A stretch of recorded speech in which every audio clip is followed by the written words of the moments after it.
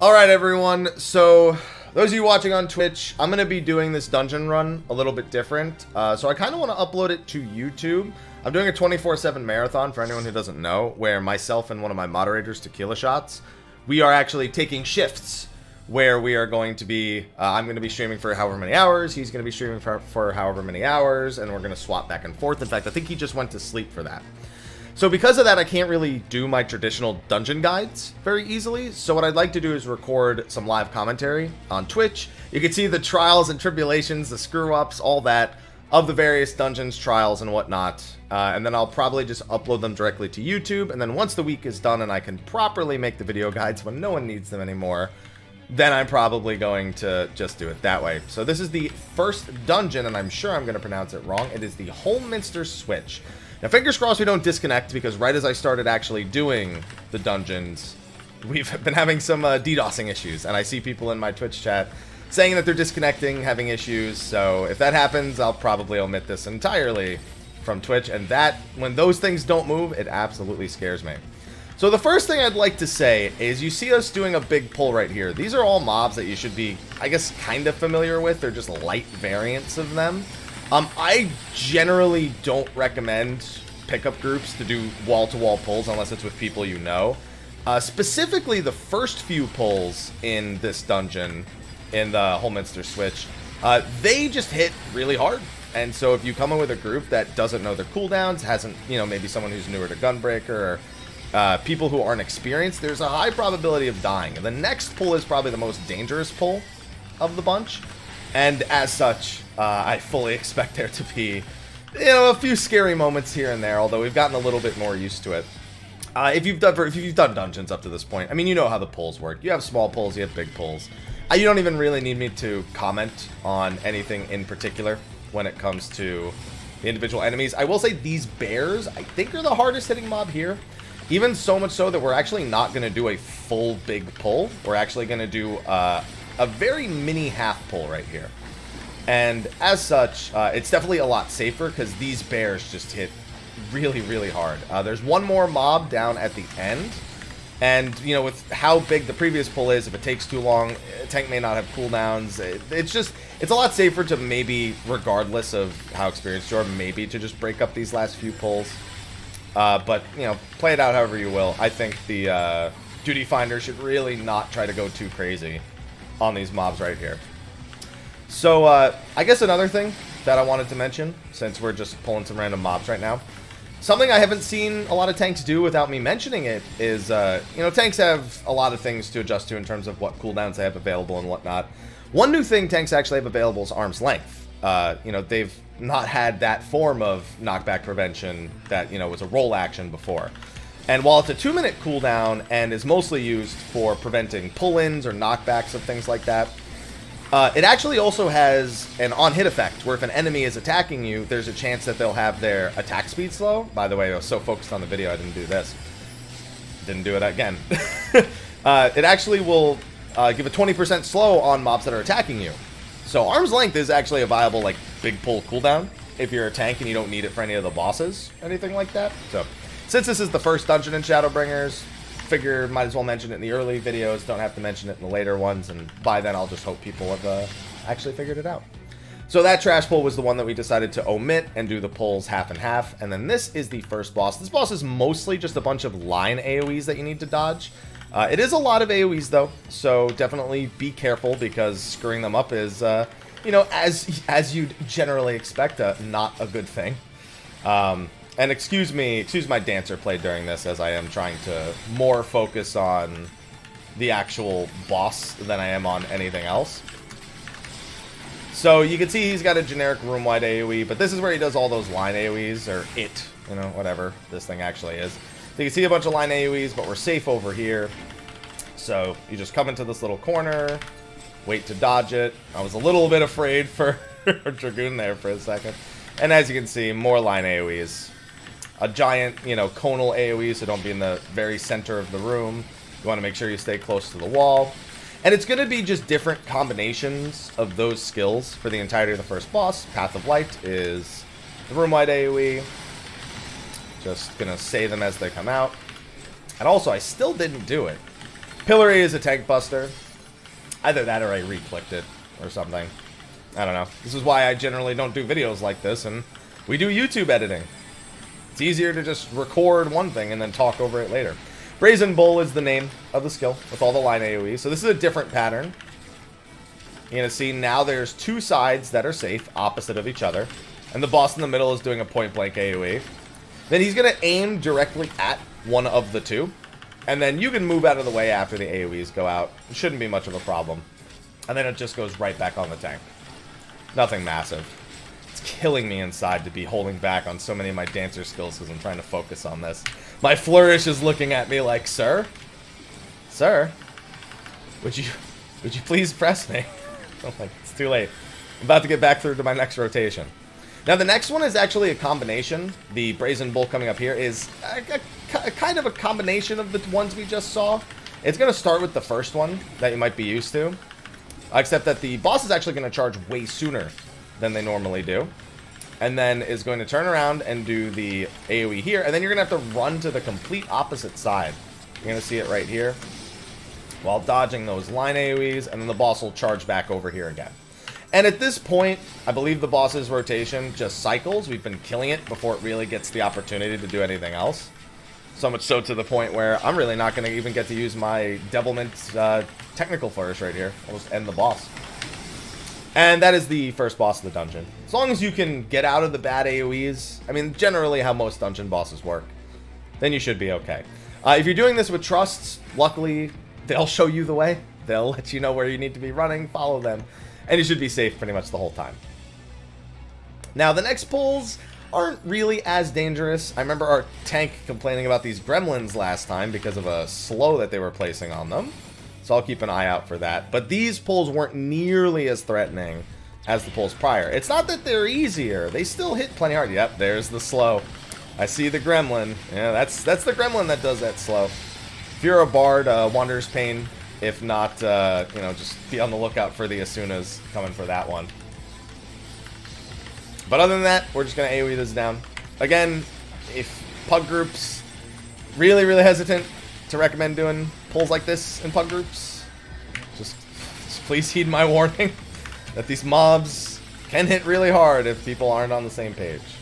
Or if cooldowns are being rotated properly or anything along those lines. So now, because I have a little bit of time, even though I am doing a YouTube video, I'm going to take a quick peek over at the Twitch chat. People asking me, how's my dancer already 70? I am recording this at about 1:50 p.m., which is about 12 hours after the servers came up initially. Pre-made group, dungeons, didn't do Heaven on High, did a few roulettes from 60 to 61, then spammed the highest level dungeon that was available all the way up through 70. And worked really well. Aetheryte earrings, you know, FC buff, food buff, which I'm forgetting right now. Good thing we brought it up. Listen, the disconnects in the last hour. Outside of that, the launch has been really smooth, but oh boy, those DCs got people. They got their blood pumping, and I think some people are still DCing as I'm actually recording this, DCing and having to log back in. So. Maybe a bit of a sensitive topic to be bringing up in the middle of the recording. I see 1,000 queue to log in there. Normally I don't leave the Twitch chat on the screen during a YouTube video, but it's too late. It's already there. You guys can see what's being said more than I'm actually seeing it at this point. And as you can see, nothing too special about these dungeon mobs right here. We are at the second boss at this point, although we did get really close with the HP on the Dark Knight at one point. It was mighty spooky. Now the second boss actually is a little bit simpler than the first boss, but if you're not used to seeing certain markers, you might not think so right off the bat. I'd highly recommend that everyone form kind of a, I guess like a diamond formation around the boss. You'll see why in a second here. Alright, so Scolds Bridle is just the room-wide AoE. He'll actually use it quite a bit as it gets lower on health. But you'll see he'll mark everyone with these dots. If you've done certain other content, you've definitely seen these. This is designating an order in which he'll charge. So he'll charge to 1, then 2, then 3, then 4. If you're generally in like a little diamond along the outside of the boss's hitbox, then he'll just charge to everyone one time. If you get hit by a second charge, it's not the end of the world. You'll just take more damage. And it just means that these Scolds Bridles will chip away at your health. You'll notice them a little bit more. This is just a split damage AoE. It does leave an AoE on the ground afterwards, and the rest of the AoEs are just ones that you should stay out of. So after that hits, just move out of it, and you're good to go. He will do another one of those charge attacks soon, and this is basically the entirety of the fight. So you can see 1, 2, 3, 4. We can make a little bit of space. I can even move off to the side so that the charge from 1 to 2 to 3 and to 4 is not really much of a concern at all.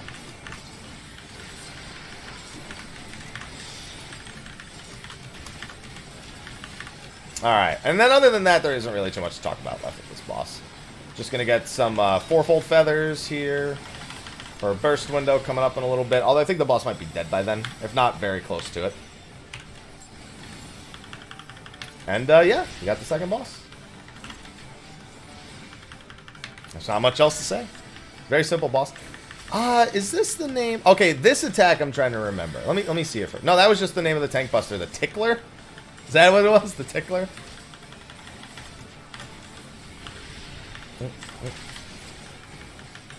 That's a fun one. That's it. Yeah, no, that's it. We've seen. You know what though? We are killing these bosses pretty quick. I wouldn't be surprised if there is another mechanic that comes afterwards, but the fact that it goes back to repeating this mechanic so quickly kind of doesn't really lead me to believe that's going to be the case. If there is, I mean, it's not going to be much harder than what you just saw. Alright, and now going through the rest of the dungeon, basically this courtyard you're seeing in front of us is the remainder of the dungeon. And there's no way to do big pulls here. Basically, as you clear out packs in this room, they'll become available one by one by one. And so you'll kill this first pack here, and then the one right over here on the right will spawn, then the one on the left, and the one in the far back. So there's nothing you can really do here to speed it up. These pulls are the way they are. Can't slow them down. You can't do anything. You just take them for what they are, and that's it.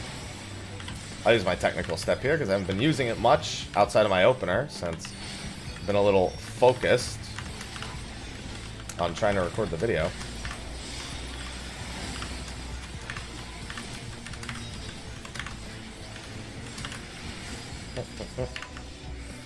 Oh, I lost my target for that one.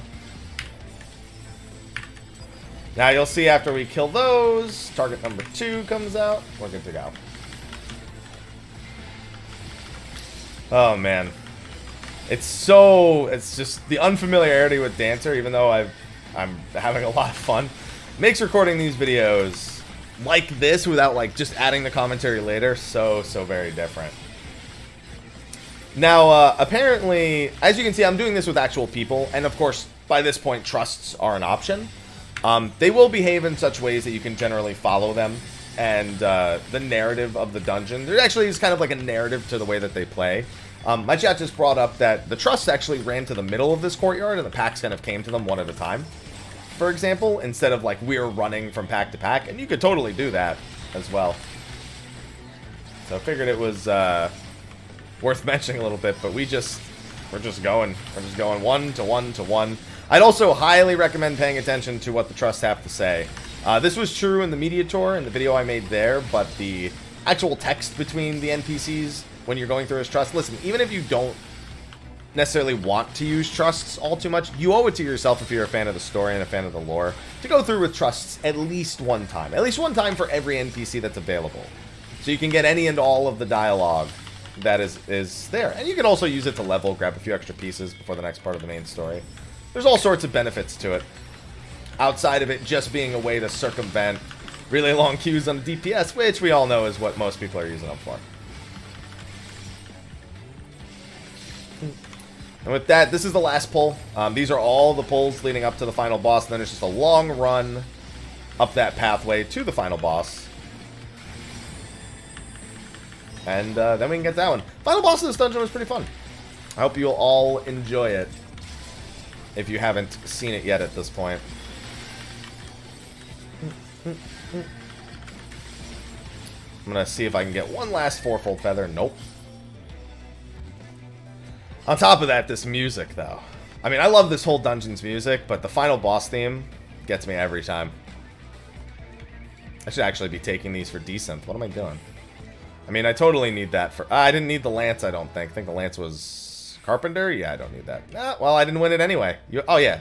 Our Dragoon took it, of course. Makes the most sense. Alright, and so now we have the final boss, Philia. Actually, a fairly straightforward boss with some pretty neat-looking stuff. The last phase might trip up players who aren't ready for it, because there's a rotating AoE in the final phase. But otherwise, shouldn't be too rough to understand, so let's get to it. Scavenger's Daughter, room-wide AoE, simple as that. Head Crusher, Tank Buster, nothing much more to say there. Mitigate it. Wait, what the heck? So Pendulum is a two-part attack. First, he'll jump towards the tank with a proximity AoE on them, and then he'll jump back to the middle of the room with a proximity AoE from there. Just get out a little bit. He's then going to chain one of your players, and you're going to have to break the chain before the AoE he's casting finishes, or that player's going to die. Simple enough.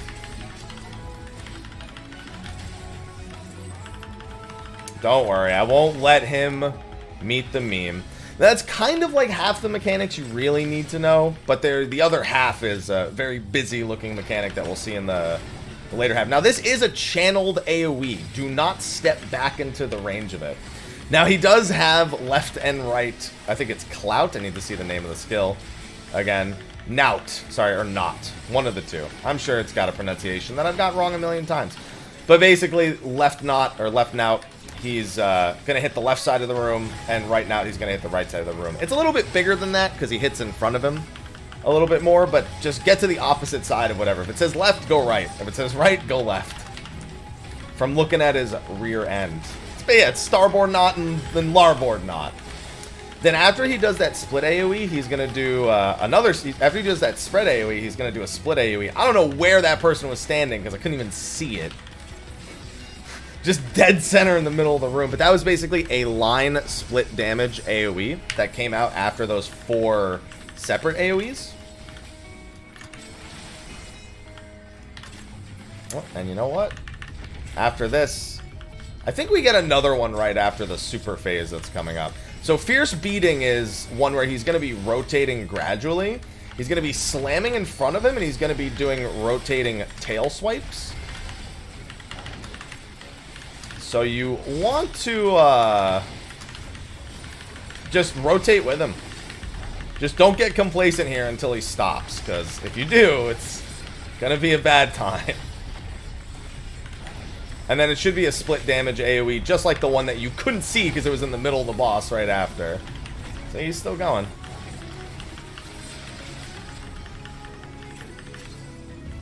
Yeah, Into the Light. That's the one that was from before.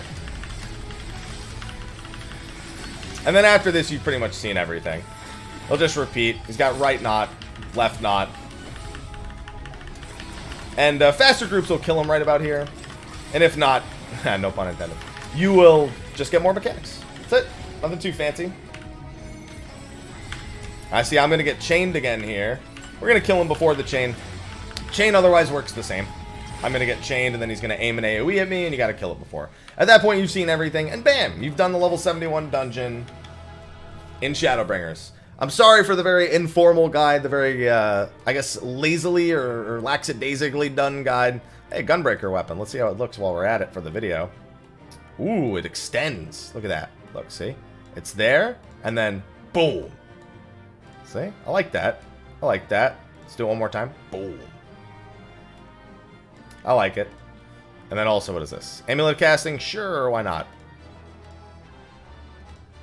It's a toothpick. I'd say that's accurate. Alright, but with that, I'm going to probably just take that little dungeon run. No disconnects, no problems anywhere, so I think that can go right onto YouTube. I'll get a more formal looking guide out, and I apologize because the guides are going to be like this for the first week because I'm doing this 24/7 live event. So hopefully you understand on YouTube. Luckily for you, you don't have to suffer through this for the level 73 dungeon, because I actually made a guide for that at the media tour. And from what I understand, it hasn't really changed a whole lot, but if it does, I'll release the video for that as well. Anyway, thanks for watching. I'm going to continue with my live stream, do it much less awkwardly than I have done up to this point. And I'll see all of you on YouTube in the next dungeon. And until then, take care.